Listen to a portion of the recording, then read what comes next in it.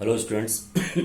हम यहाँ पे बात कर रहे थे कोलराउश के नियम की। ठीक है, तो कोलराउश एक साइंटिस्ट है जिसने ये कहा था दुर्बल वैद्युत अपघट्य की अनंत अनुता पर मोलर चालकता कैसे ज्ञात करते हैं। हमने पहले बताया था बहिर्वेषण विधि, एक्स्ट्रापोलेशन द्वारा दुर्बल वैद्युत अपघट्य की अनंत अनुता पर मोलर चालकता ज्ञात करना पॉसिबल नहीं है, संभव नहीं है।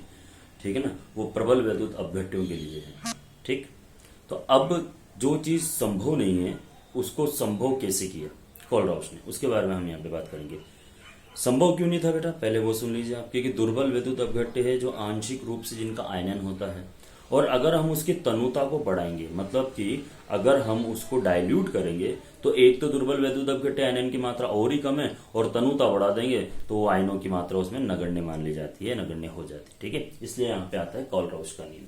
तो कोलराउश का नियम क्या है, सुन लीजिए बेटा पहले। कोलराउश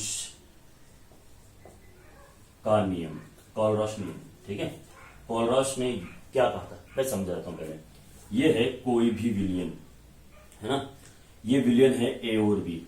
अनंत अनुता पर किसी विलयन की मोलर चालकता उसमें उपस्थित अनंत अनुता पर धन आयन की मोलर चालकता व अनंत अनुता पर ऋण आयन की मोलर चालकता के योग के बराबर होती है। ठीक है बेटा, ये कोलराउश का नियम है। जैसे सपोज करो मुझे यहाँ पे NaCl की निकालनी है, हालांकि NaCl दुर्बल वैद्युत अपघट्य नहीं है, लेकिन फिर भी अगर मैं आपको समझाऊं तो ये धन आयन की मोलर चालकता और ये ऋण आयन की मोलर चालकता का योग होती है। ठीक है, ये कोलराउश का नियम था जो मैंने आपको पहले बता दिया था। अब हम यहाँ पे बात करेंगे कोलराउश नियम के अनुप्रयोग। ठीक है, कोलराउश नियम के अनुप्रयोग, कोलराउश नियम के अनुप्रयोग। ठीक है, एप्लीकेशंस ऑफ कोलराउश लॉ। ठीक है बेटा, तो कोलराउश नियम के अनुप्रयोग में क्या है, पहला है दुर्बल वैद्युत अपघट्य की या अम्ल की मोलर चालकता ज्ञात करना। ठीक है, पहला हमारे पास फर्स्ट अनुप्रयोग है दुर्बल वैद्युत अपघट्य की, दुर्बल वैद्युत अपघट्य की मोलर चालकता ज्ञात करना। ठीक है, अब कैसे ज्ञात करते हैं ये थोड़ा आप समझ लीजिए। देखो, दुर्बल वैद्युत अपघट्य के लिए हम यहाँ पे अन्य विलयन की कल्पना करते हैं बेटा, है ना, अन्य दूसरे विलयनों की कल्पना करते हैं। तो हमारे पास यहाँ पर 3 विलयन है। एक है ये दुर्बल वैद्युत अपघट्य, है ना, तो दुर्बल वैद्युत अपघट्य की अगर अनंत अनुता पर मोलर चालकता निकालेंगे तो ये निकलेगी मेरे पास अनंत अनुता पर एसीटेट आयनों की चालकता प्लस अनंत अनुता पर H+ आयनों की चालकता। इसे मैं देता हूं समीकरण नंबर 1, है ना, ध्यान देना क्योंकि फिर मुझे ये मिटाना भी पड़ेगा। ठीक है, तो हम यहाँ पे 3 वैद्युत अपघट्यों की कल्पना करते हैं, है ना।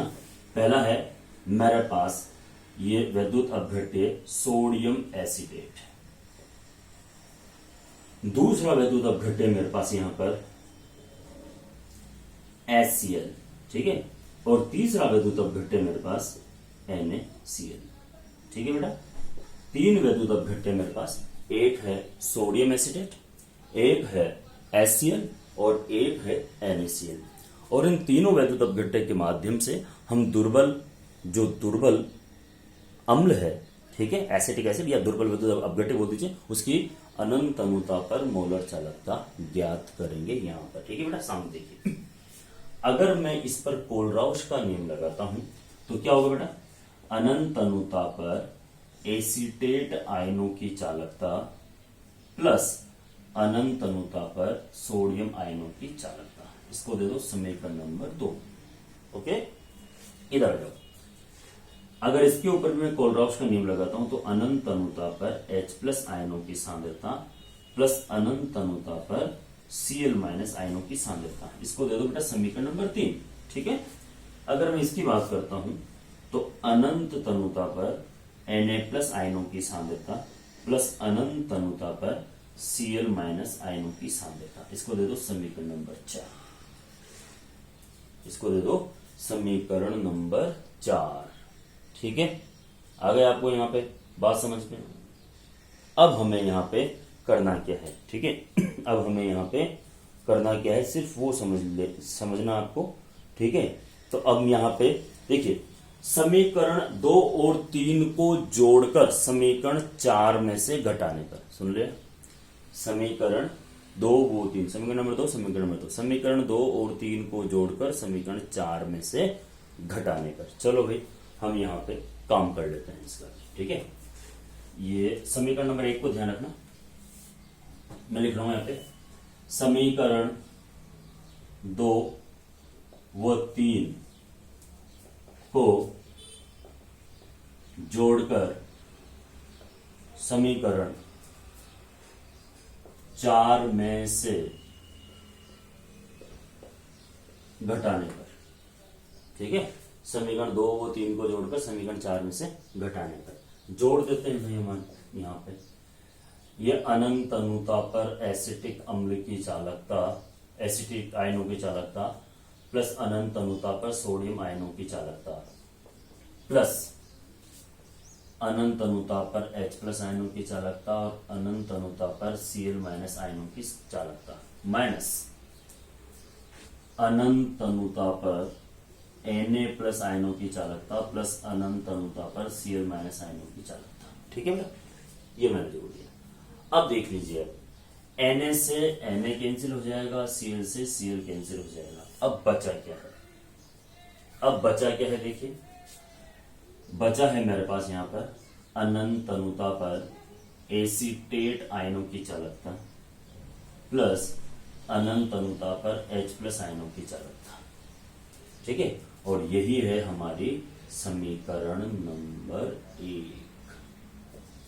तो यहाँ पे किसी भी दुर्बल वैद्युत अपघट्य की अगर हम अनंत अनुता पर मोलर चालकता निकालेंगे तो एक लवण और उससे बना हुआ उस दुर्बल अम्ल वो प्रबल क्षार का लवण और एक 2 अन्य वैद्युत अपघट्य लेंगे, तब जाके हम यहाँ पे आराम से अनंत अनुता पर दुर्बल वैद्युत अपघट्य की मोलर चालकता निकाल सकते हैं, ठीक है भाई।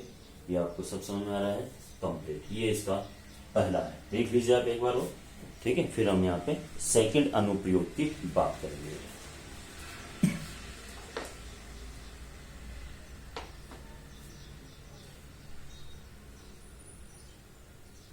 तो उपरोक्त समीकरणों से हम अनंत अनुता पर एसिटिक अम्ल की या दुर्बल वैद्युत अपघट्य की मोलर चालकता या चालकता ज्ञात कर सकते हैं, ठीक है भाई।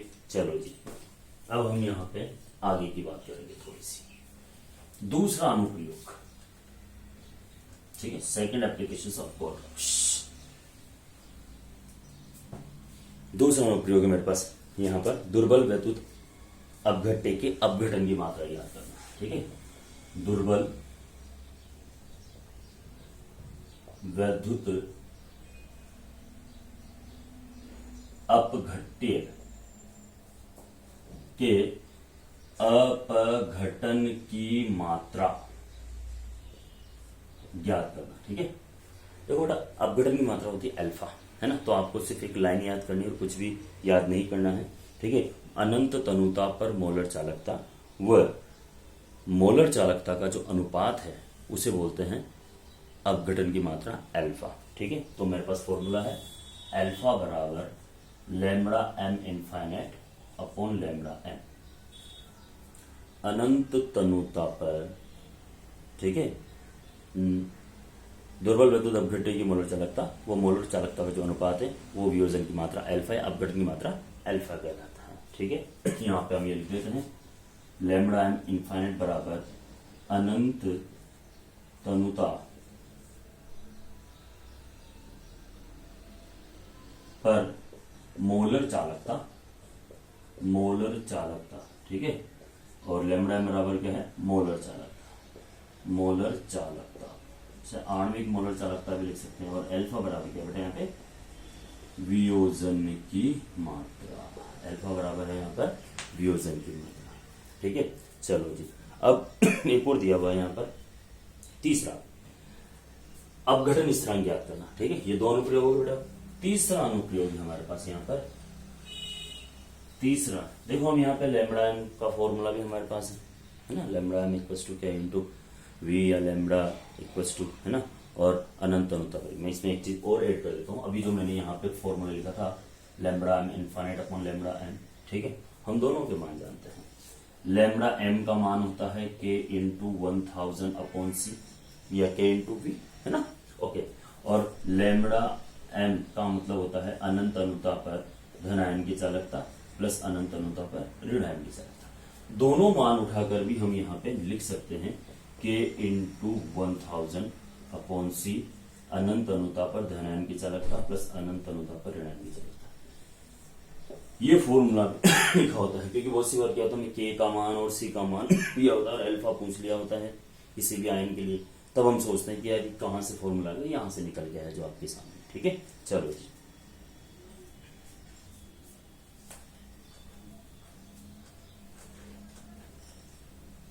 नेक्स्ट देखो ना, दुर्बल वैद्युत अपघट्य का अपघटन स्थिरांक ज्ञात करना। ठीक है, जो तीसरा अनुप्रयोग है हमारे पास वो क्या है, दुर्बल वैद्युत अपघट्य का अपघटन स्थिरांक ज्ञात करना। ठीक है, अपघटन स्थिरांक ज्ञात करना। तो अपघटन स्थिरांक की बात करते हैं हम। ठीक है, अपघटन स्थिरांक ज्ञात करना। चलो जी, हम कल्पना कर लेते हैं एक दुर्बल वैद्युत अपघट्य, और दुर्बल वैद्युत अपघट्य में हम यहाँ पे एसिटिक अम्ल ही ले लेते हैं साथ, है ना। और एसिडिक अम्ल का जब आयनन होगा ये अपने आयनों में टूटेगा तो एक तो बनाएगा एसिटेट आयन और एक बनाएगा H+ आयन। प्रारंभ में इसका 1 मोल है बेटा, तो ये 0 मोल होगा। सपोज करो अल्फा मोल भूल गया तो ये बचा 1 - अल्फा। ठीक है, ये सामने पर होता है, आप सब जानते हो, सामने पर। अब देखो, माना सांद्रता C है, तो माना सांद्रता C है तो ठीक है, तो सांद्रता C है तो हमें पता है कि C1 अल्फा, C अल्फा और C अल्फा 11th क्लास में पता खास नहीं है ना, इक्विलिब्रियम वाले पार्ट में सामने स्थिरांक वाले में। ठीक है, चलो जी, अब हम यहाँ पे लगा देते हैं द्रव्यानुपाती क्रिया नियम। द्रव्यानुपाती क्रिया नियम। ठीक है, द्रव्यानुपाती क्रिया नियम। अब ये क्या होता है द्रव्यानुपाती क्रिया नियम? ठीक है, आपको पता है। तो यहाँ पे के ऊपर हम लिखते हैं उत्पादों की सांद्रता, उत्पाद 2 है बेटा, और नीचे लिखते हैं अपन अभिकारकों की सांद्रता। ठीक है, कुछ नहीं करना, उठा के मान रखना है। तो के बराबर C अल्फा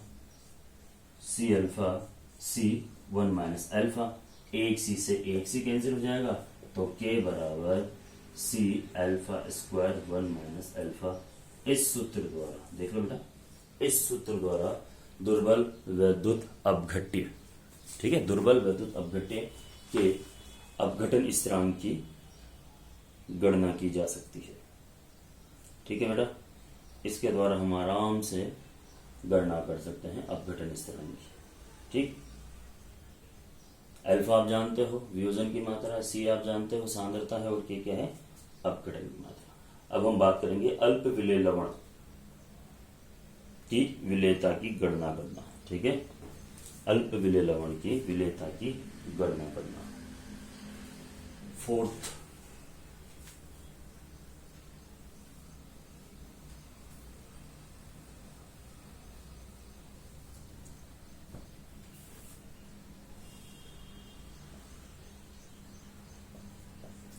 अल्प विलेय जो हैवी सॉल्ट होते हैं, बेरियम का सल्फेट है, लेड का सल्फेट है, ठीक है ना, उनके बारे में बात करेंगे। अल्प विलेय लवणों की मोलर चालकता, ठीक है, ज्ञात करना। तो इनकी हम मोलर चालकता की गणना करेंगे अल्प विलेय लवणों के लिए। ठीक है, या विलेयता, अल्प विलेय लवणों की विलेयता की गणना करते हैं। ठीक है, चलो जी, कुछ नहीं करना अपने उसे, फॉर्मूला है, फॉर्मूला लर्न करना है। ठीक है, और कुछ भी नहीं करना। देखो हमारे पास फॉर्मूला है इसे, ये lambda M infinite equals to K into 1000 upon C, विलेयता या सांद्रता। इस फॉर्मूले से हम अल्प विलेय लवण की अनंत अनुता पर मोलर चालकता या अपन विलेयता की गणना कर सकते हैं। ठीक है बेटा, ये विलेयता सी या एन जो भी आपको जिस फॉर्म में हो सॉल्व हम यहाँ पे कर सकते हैं। विलेयता सांद्रता C equals to K into 1000 upon lambda M infinite. ठीक है, इस फॉर्मूले से हम इजी वे में काम कर सकते हैं। ठीक है बेटा, चलो जी। इसके बाद मेरे पास है जल का आयनिक गुणनफल स्थिरांक ज्ञात करना। यहाँ वैल्यू ज्ञात करेंगे, है ना, क्योंकि प्रत्येक आयन की अनंत अनुता पर मोलर चालकता का मान फिक्स होता है, H+ की, OH- की।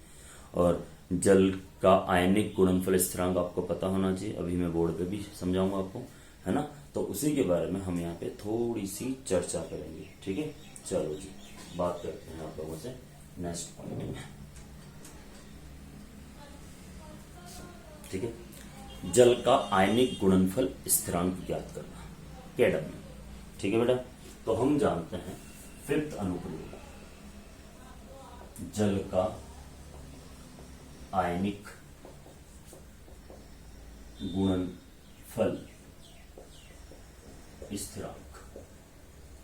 हम जानते हैं जल का आयनन होता है तो H+ और OH- में टूटता है। ठीक है, और हम यहाँ पर द्रव्यानुपाती क्रिया नियम लगाते हैं तो H+ आयनों की सांद्रता और OH- आयनों की सांद्रता और इस जल की सांद्रता। हमें पता है 1 लीटर जल की सांद्रता फिक्स होती है, बचपन पर आपको सब होता है। ठीक है, तो यहाँ पे हम ये के जल अपघटन स्थिरांक K × H2O बराबर होता है KW।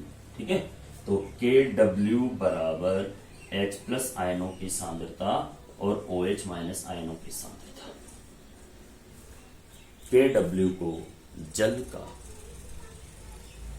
आयनिक गुणनफल स्थिरांक बोलते हैं, और 25 डिग्री सेल्सियस तापमान पर शुद्ध जल या अशुद्ध जल में H+ आयनों की सांद्रता और OH- आयनों की सांद्रता का मान पर आयन फिक्स होता है, इसलिए हम KW का मान लिखते थे, है ना, 10⁻⁻14। ठीक है ना, ये KW का मान होता था।